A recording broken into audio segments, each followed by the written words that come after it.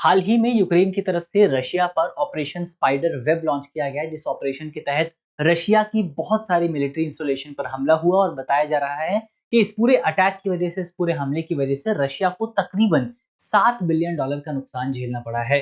ये हमला जो है, जैसा कि यूक्रेन की तरफ से बताया गया कि तकरीबन 18 महीने से इस हमले को प्लान किया जा रहा था और इस हमले के दौरान यूक्रेन ने एफपीवी ड्रोन्स का इस्तेमाल किया है। तो आज इस वीडियो में हम इसी विषय पर विस्तार से बात करेंगे। मेरा नाम है अक्षय और आपका स्वागत है सीआईएस चैनल की इस नई वीडियो में। वीडियो की करते हैं शुरुआत, और जैसे कि हमारी प्रैक्टिस रही है कि हम हमेशा अपनी वीडियो एक सवाल के साथ शुरू करते हैं। सवाल, अगर आप सवाल का जवाब जानते हैं तो कमेंट बॉक्स में आप बता सकते हैं। जवाब अगर आप नहीं जानते हैं तो थोड़ा सा इंतजार करिए, जवाब आपको मिल जाएगा। सबसे पहले खबर अगर आप देखें, सबसे पहले सवाल एक बार देख लेते हैं। सवाल में आपसे पूछा गया है कि डिजिटल स्काई प्लेटफॉर्म निम्नलिखित में से किस क्षेत्र से जुड़ा हुआ है। हमारे ऑप्शन है, option A e commerce, option B स्वास्थ्य सेवा, ऑप्शन सी ड्रोन और यूएवी प्रबंधन, और ऑप्शन डी डिजिटल शिक्षा। तो इसका सही जवाब क्या होगा वो आपको जल्दी से कमेंट बॉक्स में बताना है। हम बढ़ते हैं आगे और सबसे पहले बात करते हैं इस पूरी खबर के बारे में। तो खबर हमारी यही है कि हाल ही में 1 जून 2025 को एक घटना देखने को मिली, जिस घटना के दौरान यूक्रेन ने रूस पर 117 एफपीवी ड्रोन से अटैक किया, जो कि अब तक के सबसे गंभीर अटैक्स में से एक माना जा रहा है। और इस पूरे अटैक की वजह से रशिया के तकरीबन 40 से ज्यादा विमान जो हैं वो नष्ट हो चुके हैं। इस ऑपरेशन का नाम था, जिस पूरे ऑपरेशन के तहत हमला किया गया, उसका नाम था ऑपरेशन स्पाइडर वेब। और ऑपरेशन स्पाइडर वेब की योजना जो है वो यूक्रेन के मुताबिक पिछले 18 महीनों से तैयार की जा रही थी। इसके अलावा इस ऑपरेशन की तारीख की एक खास बात यह भी है कि जिस दिन इस ऑपरेशन को कंडक्ट किया गया, उसी दिन यूक्रेन और रशिया के बीच में शांति डॉक्यूमेंट जो थे, जो पीस डॉक्यूमेंट थे, उनका हस्तांतरण भी देखने को मिला था। तो ये एक पूरी घटना यहाँ पर आपको देखने को मिली। इस पूरे हमले की वजह से रूस के सुदूर पूर्वी क्षेत्रों को निशाना बनाया गया, जो कि यूक्रेन से लगभग आपका 4000 किलोमीटर दूरी पर मौजूद थे। तो ये पूरी खबर यहाँ पर आपके सामने मौजूद है कि यूक्रेन ने एक बहुत बड़ा अटैक किया है रशिया के ऊपर। अब यहाँ पर सवाल उठता है कि बेसिकली आपका जो यहाँ पर एक एक तरह के ड्रोन्स की बात हो रही थी, एफपीवी। एफपीवी ड्रोन्स क्या होते हैं? तो एफपीवी ड्रोन्स बेसिकली इनकी फुल फॉर्म होती है फर्स्ट पर्सन व्यू ड्रोन। तो first person view drone basically वो ड्रोन होते हैं जिनको आप संचालित करते हैं, जिनको एक व्यक्ति द्वारा संचालित किया जाता है, और वो व्यक्ति जो है वो ड्रोन में लगे कैमरे के माध्यम से आसपास की गतिविधियों को देख सकता है। तो इसको क्या कहा जाता है? First person view drone. अब फर्स्ट पर्सन व्यू ड्रोन की उपयोगिता क्या है, क्यों इतनी इंपॉर्टेंट है और क्यों यहाँ पर इस्तेमाल किया गया, उसकी अगर आप बात करें, इनकी इंपॉर्टेंस अगर आप समझने की कोशिश करें, तो सबसे पहले इनकी लागत जो होती है वो काफी ज्यादा कम होती है, काफी कॉस्ट इफेक्टिव जो है इनको माना जाता है। एक एफपीवी ड्रोन की कीमत जो है वो तकरीबन आपका $500 के आसपास होती है। यानी भारतीय रुपए में अगर आप देखें तो लगभग 42-43 हजार रुपए के आसपास ये निकल करके आता है। तो बहुत सस्ते में आप एक एफपीवी ड्रोन जो है वो खरीद सकते हैं। इसके अलावा बहुत अच्छे तरीके से गुप्त कार्यवाही करने में और बहुत डीप एक्शन करने में काफी ज्यादा जो है काफी ज्यादा इंपॉर्टेंट साबित होता है, जैसा कि यूक्रेन द्वारा रशिया पर किया गया। यूक्रेन ने रशिया पर इसका इस्तेमाल किया और बहुत गुप्त तरीके से इसको जो है इम्प्लीमेंट किया गया। इसके अलावा पारंपरिक हथियार प्रणाली की तुलना में ये ज्यादा लागत कुशल होता है। अगर आप दूसरे सिस्टम्स को देखें, अगर आप मिसाइल्स की बात करें, रॉकेट्स की बात करें, या रॉकेट लॉन्चर्स की बात करें, या दूसरे किसी उपकरण की बात करें, तो वो काफी ज्यादा महंगे होते हैं। लेकिन एक जो एफपीवी ड्रोन है वो आप कितने में खरीद सकते हैं? मात्र 42,000 रुपए में खरीद सकते हैं। तो कंपेरेटिवली काफी सस्ता है। और जो भारी युद्ध विमान होते हैं उनके मुकाबले वायु रक्षा प्रणाली से बचाव भी प्रदान करता है। यानी कि जो आपके, जैसे आप कोई मिसाइल लॉन्च करते हैं, तो मिसाइल लॉन्च करने के बाद उसको आसानी से इंटरसेप्ट किया जा सकता है, उसको ट्रैक किया जा सकता है, और ट्रैक करने के बाद आसानी से उसको नष्ट किया जा सकता है। लेकिन जो एफपीवी ड्रोन है वो काफी छोटे होते हैं, बहुत ज्यादा हैंडी होते हैं, और इसी वजह से एफपीवी ड्रोन्स को ट्रैक करना भी मुश्किल होता है। तो ये आपको जो एयर डिफेंस सिस्टम है उससे भी सुरक्षा प्रदान करते हैं। फिर मानवीय हानि कम करने के लिए ड्रोन का उपयोग युद्ध में बढ़ रहा है। अगर आप देखें तो जो ड्रोन्स होते हैं, ड्रोन्स में बेसिकली कोई इंसान मौजूद नहीं होता है। ड्रोन्स, अब कई बार ड्रोन स्वतः संचालित होते हैं, कई बार जो है जो कंट्रोल सिस्टम होता है, जो कंट्रोल सेंटर होता है, वहां से ड्रोन को संचालित किया जाता है। इन दोनों ही सिचुएशंस में, दोनों ही सूरतों में कोई भी व्यक्ति ड्रोन में नहीं बैठा हुआ। इसका मतलब ये होता है कि अगर ड्रोन नष्ट भी हो जाता है, अगर दुश्मन ड्रोन पर हमला भी करता है, तो केवल मॉनिटरी नुकसान होगा, किसी व्यक्ति को कोई नुकसान नहीं होगा, किसी व्यक्ति को कोई क्षति नहीं पहुंचेगी। तो इसीलिए अंतर्राष्ट्रीय स्तर पर आप देखेंगे तो भारत पाकिस्तान के युद्ध में भी आपको देखने को मिला था कि ड्रोन का इस्तेमाल हुआ था। रशिया यूक्रेन के युद्ध में भी ड्रोन का इस्तेमाल हो रहा है, इजराइल हमास के युद्ध में भी ड्रोन का इस्तेमाल आपको होता हुआ नजर आया था। तो अब अंतरराष्ट्रीय स्तर पर बहुत सारे जो संघर्ष चल रहे हैं उसमें ड्रोन इस्तेमाल हो रहे हैं, क्योंकि यहाँ पर आपका एक तो कॉस्ट इफेक्टिव होते हैं और फिर इंसानों को जो नुकसान होता है, जो मानवीय क्षति होती है, उसको कम किया जा सकता है। इसके अलावा इसमें आपको प्रिसीजन भी देखने को मिलता है, यानी कि ड्रोन के माध्यम से आप टेक्निक को, आप टेक्नोलॉजी को और ज्यादा रिफाइन कर सकते हैं, और रिफाइन करने के बाद आप और प्रिसीजन अटैक कर सकते हैं और सटीकता से हमला कर सकते हैं। तो ये इसके कुछ बेनिफिट यहाँ पर हो जाते हैं। एफपीवी ड्रोन के बारे में हमने देखे। अब एफपीवी ड्रोन क्या होता है उसको हमने यहाँ पर समझ लिया है। इसकी सीमाओं की थोड़ी सी बात कर लेते हैं, इसके लिमिटेशंस की बात कर लेते हैं। सबसे पहली लिमिटेशन क्या है, बहुत सीमित रेंज होती है, बहुत लंबी दूरी ट्रैवल नहीं कर सकते हैं। लगभग आपका ये आप कह सकते हैं कि 10 से 20 किलोमीटर तक की रेंज आपको इनकी देखने को मिलती है, बहुत लिमिटेड रेंज होती है। अब आप सोचेंगे कि हमने जो पहली खबर पे बात की थी वो तो हमने देखा था कि यूक्रेन की तरफ से जो अटैक रशिया पर किया गया, वो अटैक यूक्रेन की भूमि से 4000 किलोमीटर दूर किया गया। तो इसकी रेंज तो इतनी लिमिटेड है, तो फिर वहां तक कैसे पहुंचा ये, उसके पीछे की भी एक कहानी है, अभी हम उस पर डिस्कशन करेंगे। फिलहाल आप इसको याद रखिए कि जो आपके एफपीवी ड्रोन्स होते हैं उनकी जो रेंज होती है वो काफी लिमिटेड होती है। इसके अलावा पेलोड रिस्ट्रिक्शन भी आपको देखने को मिलता है, क्योंकि ये ड्रोन काफी छोटे होते हैं, क्योंकि इन ड्रोन्स पर कैमरे भी काफी लगे होते हैं, तो आप इन पर बहुत ज्यादा पेलोड रख करके नहीं भेज सकते हैं, आप इन पर बहुत ज्यादा हथियार रख करके नहीं भेज सकते हैं। तो केवल इनको मुख्य तौर पर कैमरे के लिहाज से ही इस्तेमाल किया जाता है, बहुत कम पेलोड जो है वो इन पर मौजूद रहता है। तो पेलोड लिमिटेशन भी आपको देखने को मिलती है। वल्नरेबिलिटी भी है, वल्नरेबल भी होते हैं, आसानी से आसमान में उड़ते हुए नजर आ सकते हैं और धीरे उड़ते हैं बहुत, तो इनको आसानी से ट्रैक किया जा सकता है, आसानी से आप इनको नष्ट कर सकते हैं। रडार सिस्टम से ट्रैक नहीं होता है, लेकिन इसके बावजूद भी आप इसको आसानी से देख करके नष्ट कर सकते हैं। फिर मौसम पर काफी निर्भरता इनकी होती है। वेदर सिस्टम जो है काफी ज्यादा इनके ऑपरेशन को जो है प्रभावित करता है, कि अगर वेदर अच्छा है तो फिर इनका ऑपरेशन भी ठीक रहेगा, अगर वेदर अच्छा नहीं है तो इनके ऑपरेशन पर भी नेगेटिव इम्पैक्ट पड़ सकता है। तो ये कुछ लिमिटेशंस हमने यहाँ पर देखी आपका एफपीवी ड्रोन्स की। इसके अलावा ऑपरेशन स्पाइडर वेब की अगर आप बात करें, तो ऑपरेशन स्पाइडर वेब क्या है और ऑपरेशन स्पाइडर वेब क्यों इंपॉर्टेंट है।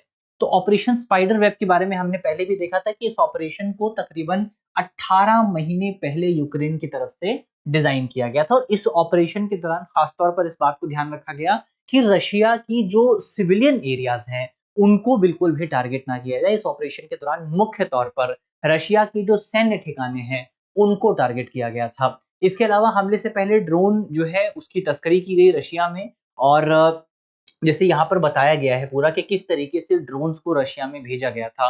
तो यहाँ पर बताया गया कि ड्रोन्स जो थे उनको ट्रक्स के ऊपर वाला जो हिस्सा रहता है वहां पर छिपा करके रशिया में भेजा गया यूक्रेन की तरफ से, फिर वहां पर सेटल कराया गया, और उसके बाद जब सभी ड्रोन रशिया के अलग अलग क्षेत्रों में पहुंच गए, सभी ट्रक्स जो हैं वो रशिया के अलग अलग क्षेत्रों में पहुंच गए, उसके बाद उसके बाद ऑटोमेटिक तरीके से जो ट्रक की छत थी, जो ट्रक का रूफ था, उसको खोला गया और वहां से सभी ड्रोन्स को बाहर निकाला गया। जब ड्रोन्स बाहर निकल गए उसके बाद सभी ड्रोन्स ने एक साथ हमला किया। तो बहुत कोऑर्डिनेटेड तरीके से यहाँ पर इस पूरे हमले को अंजाम दिया गया था। बाकी हमने देख ही लिया है कि रशिया जिस जगह पर अटैक हुआ है वो जगह, या जिन जगह, एक जगह पर अटैक नहीं किया गया, यूक्रेन ने बहुत जगह पर अटैक किया है, और ये सभी जगह जो हैं वो यूक्रेन से लगभग 4000 किलोमीटर की दूरी पर मौजूद हैं। और हमले की वजह से रशिया को तकरीबन $7 बिलियन का नुकसान जो है वो झेलना पड़ा है। रशिया के बहुत सारे बेसिकली एयरक्राफ्ट हैं, जैसे आपका TU-95 है, TU-23M3 है, लॉन्ग रेंज बॉम्बर्स हैं, ये बेसिकली आपका इस पूरे हमले की वजह से डिस्ट्रॉय हुए हैं। तो ये ऑपरेशन स्पाइडर वेब हमने देखा। अब आपको याद रखना है कि ऑपरेशन स्पाइडर वेब किसको लेकर के था, किस संदर्भ में शुरू किया गया था। तो ये जो भी तमाम इंपॉर्टेंट बातें थी इस पूरे अटैक के बारे में, इस पूरे ऑपरेशन के बारे में, वो हमने देख लिए हैं। अब हम थोड़ा सा यूएवी को देख लेते हैं, या फिर ड्रोन्स टेक्नोलॉजी पर थोड़ा सा बात कर लेते हैं। तो ड्रोन्स क्या होते हैं? ड्रोन्स बेसिकली आपकी पायलटलेस फ्लाइंग मशीन्स होती हैं। क्या होती हैं? पायलटलेस फ्लाइंग मशीन्स होती हैं, जिसमें पायलट मौजूद नहीं है और जो उड़ सकती हैं, यानी हवाई जहाज है जिस हवाई जहाज को संचालित करने के लिए अंदर कोई व्यक्ति मौजूद नहीं है, बल्कि उसको बाहर से संचालित किया जाता है। इसके अलावा और क्या फीचर्स होते हैं इनके? यूजिंग एरोडायनेमिक्स फॉर लिफ्ट, यानी एरोडायनेमिक्स के सिद्धांत का इस्तेमाल किया जाता है, जैसे हवाई जहाज हो गया। फिर कैन ऑपरेट ऑटोनोमसली और रिमोटली, यानी कि ये अपने आप भी काम कर सकती हैं। ऑटोनोमसली यानी कि इनको संचालित बाहर से संचालित नहीं करने की जरूरत है, या फिर दूसरे तरीके से जो ड्रोन्स होते हैं उनको आप जो है रिमोटली भी कंट्रोल कर सकते हैं। तो ये भी इनका फीचर होता है। फिर it it can carry lethal and non lethal cargo, यानी इसमें आप जो है खतरनाक कार्गो भी ले जा सकते हैं, खतरनाक हथियार भी ले जा सकते हैं, आयुध भी ले जा सकते हैं और कोई सामान्य चीज भी ले जा सकते हैं। जैसे ड्रोन्स का इस्तेमाल जो है वो ई कॉमर्स में सामान डिलीवरी करने के लिए भी किया जा सकता है, और ड्रोन्स का इस्तेमाल युद्ध में हथियार डिलीवर करने के लिए भी किया जा सकता है, युद्ध में अटैक करने के लिए भी किया जा सकता है। जैसे आपको याद होगा हमने इससे पहले इन न्यूज प्रोग्राम में ही एक बार हमने बात की थी सुसाइड ड्रोन्स के बारे में। तो सुसाइड ड्रोन्स भी होते हैं जो कि खुद जाकर के टारगेट से जो है टकरा जाते हैं और टारगेट को नष्ट कर देते हैं। तो इस तरीके के भी ड्रोन्स होते हैं और ई कॉमर्स में इस्तेमाल होने वाले भी ड्रोन्स होते हैं। तो दोनों तरीके से, सिविलियन तरीके से भी और मिलिट्री तरीके से भी आप ड्रोन्स का इस्तेमाल कर सकते हैं। कंपोनेंट्स की अगर आप बात करें, ड्रोन्स के क्या कंपोनेंट हो सकते हैं, तो सबसे पहले एयरक्राफ्ट होता है जो कि उड़ता है, जिसको आप अनमैन्ड एयरक्राफ्ट कह सकते हैं। एक ग्राउंड स्टेशन होता है जहां से सब कुछ कंट्रोल किया जाता है। कंट्रोल लिंक हो सकता है, बेसिकली स्पेशलाइज्ड लिंक है जो कि स्पेशल वर्क को कंट्रोल कर सकता है, या फिर आपका और रिलेटेड इक्विपमेंट्स हो सकते हैं ड्रोन में। तो दो मेन चीजें जो होती हैं ड्रोन में, एक तो आपका एयरक्राफ्ट है जो कि उड़ता है, दूसरा आपका कंट्रोल सिस्टम है। इसके अलावा क्लासिफिकेशन की अगर आप बात करें, तो भारत सरकार की तरफ से 2021 के जो ड्रोन्स रूल्स हैं वो भारत के लिए काफी ज्यादा इंपॉर्टेंट है। और ड्रोन रूल्स में 2021 के जो रूल्स हैं उसमें ड्रोन्स को अलग अलग कैटेगरीज में रखा गया है। जैसे नैनो कैटेगरी है, जो ड्रोन 250 ग्राम के वजन से कम होते हैं उनको नैनो कैटेगरी में रखा जाता है। फिर आपका माइक्रो कैटेगरी है, 250 ग्राम से 2 किलोग्राम के बीच में जो रहते हैं। फिर आपका मिनी कैटेगरी है, 2 किलोग्राम से 25 किलोग्राम के बीच में। इसके अलावा आपका ग्राम के 2 किलोग्राम से 25 किलोग्राम के बीच में। स्मॉल है आपका 25 किलोग्राम से लेकर के 150 केजी के आसपास। और लार्ज है अगर 150 केजी से भी ज्यादा है, 150 किलोग्राम से ज्यादा वजन का कोई एयरक्राफ्ट है या यूएवी है या ड्रोन है, तो उसको आप क्या कहेंगे, लार्ज ड्रोन उसको कहा जाता है, या लार्ज यूएवी उसको कहा जाता है। एप्लीकेशंस की अगर आप बात करें, बहुत जगह आप इसका इस्तेमाल कर सकते हैं। मैपिंग एंड सर्वे के लिए इस्तेमाल किया जा सकता है, एग्रीकल्चर के लिए इस्तेमाल किया जा सकता है, एरियल फोटोग्राफी के लिए, वीडियोग्राफी के लिए, इमरजेंसी रिस्पांस के लिए। आग जैसे मान लीजिए कहीं पर आग लग जाती है तो ड्रोन्स के माध्यम से आप पानी डाल करके उसको बुझा सकते हैं। फिर आप डिजास्टर मैनेजमेंट के लिए इस्तेमाल कर सकते हैं, मैपिंग के लिए इस्तेमाल कर सकते हैं, डिजास्टर रिलीफ के लिए इस्तेमाल कर सकते हैं, माइनिंग के लिए इस्तेमाल किया जा सकता है, मॉनिटरिंग पोचर्स यानी कि जो इलीगल तरीके से जानवरों का शिकार करते हैं उनका उनका निरीक्षण करने के लिए या उनको रोकने के लिए भी आप जो है ड्रोन्स का इस्तेमाल कर सकते हैं। मीटियोलॉजी के लिए, एविएशन के लिए, पेलोड कैपेसिटी के लिए और वॉर के लिए या मिलिट्री यूज के लिए भी आप ड्रोन का इस्तेमाल कर सकते हैं। इसके अलावा अगर आप रिलेटेड रेगुलेशंस की, इससे पहले एक इंपॉर्टेंट पॉइंट और है कि भारत में ड्रोन काउंटर सिस्टम कौन कौन से हैं। इसको थोड़ा सा अगर आप देखें, ड्रोन काउंटर सिस्टम जो कि भारत का सबसे इंपॉर्टेंट सिस्टम है, एक भारत का जो ड्रोन काउंटर सिस्टम है वो है इंद्रजाल। क्या नाम है इसका? इंद्रजाल। इंद्रजाल क्या है? भारत का ड्रोन काउंटर सिस्टम है। अगर आपसे कोई पूछे कि भारत का ड्रोन काउंटर सिस्टम क्या है, उसका नाम क्या है, तो उसका नाम है इंद्रजाल। और कोई पूछे इंद्रजाल क्या है, तो भारत का ड्रोन काउंटर सिस्टम है।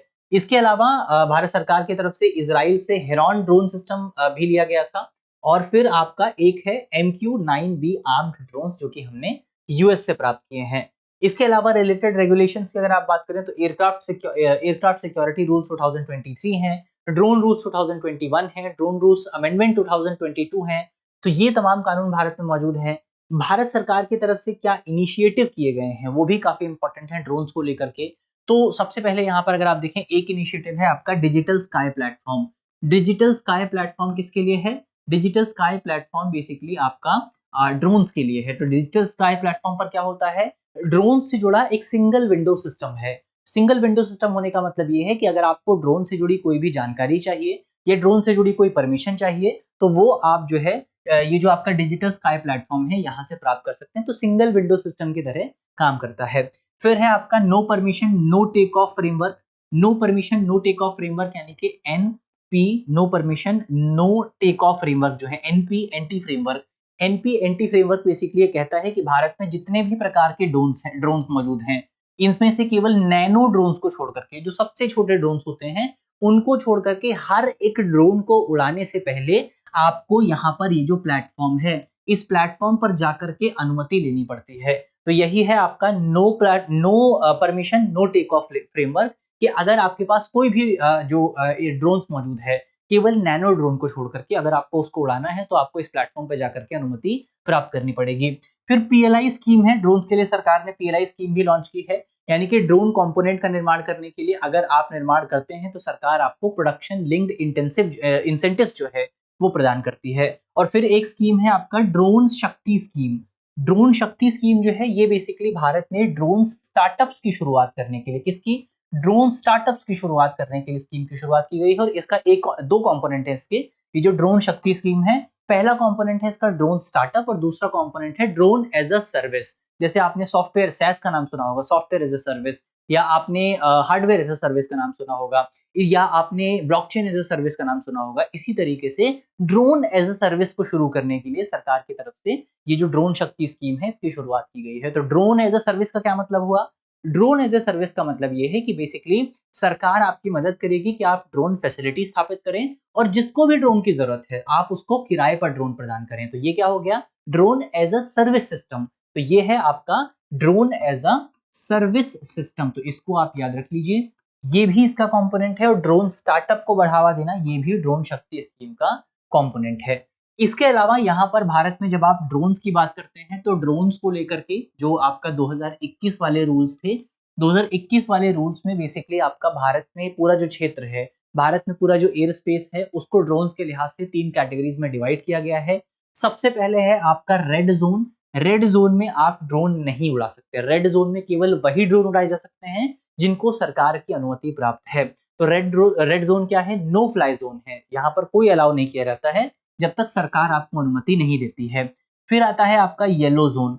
येलो जोन बेसिकली आपका, आप कह सकते हैं कि जो ग्रीन जोन है, ग्रीन जोन से 400 फीट के ऊपर वाला जो जोन है उसको येलो जोन कहा जाता है। येलो जोन में बेसिकली आपका अगर आपको जो जो ड्रोन है वो उड़ाना है तो आपको एटीसी की अनुमति लेनी पड़ती है। एटीसी यानी कि एयर ट्रैफिक कंट्रोल की अनुमति आपको प्राप्त करनी पड़ती है। फिर आता है आपका ग्रीन जोन। ग्रीन जोन का मतलब जो जोन रेड जोन नहीं है और जो बेसिकली जो जोन रेड जोन नहीं है और 400 फीट के नीचे है उसको कहा जाता है आपका ग्रीन जोन। और ग्रीन जोन में आपको प्लेन उड़ाने की अनुमति नहीं लेनी पड़ती है। तो सिंपल सा आप जो है प्लेन वहां पर उड़ा सकते हैं, कोई परमिशन की अनुमति नहीं होती है। तो ये ओवरऑल जो 2021 के रूल्स में 3 जोन जो डिसाइड किए गए हैं उन जोन्स की हमने बात कर ली है। तो यहाँ पर हमने जो भी कुछ इंपॉर्टेंट पॉइंट थे इस पूरे टॉपिक के बारे में वो डिस्कस कर लिए हैं। अब हम यहाँ से बढ़ते हैं आगे और वापस से अपने सवाल पर आते हैं। अब उम्मीद है कि सवाल का जवाब आप दे पाएंगे कि डिजिटल स्काई प्लेटफॉर्म जो है